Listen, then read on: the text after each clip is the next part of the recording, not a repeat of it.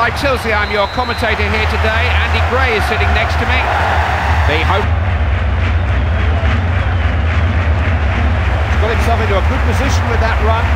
There is a sense of adventure about this team when they're... Oh, what a finish that is! Oh, Valencia snapped at the better of the two teams. No doubt in my mind about that. So it's no surprise they've scored early.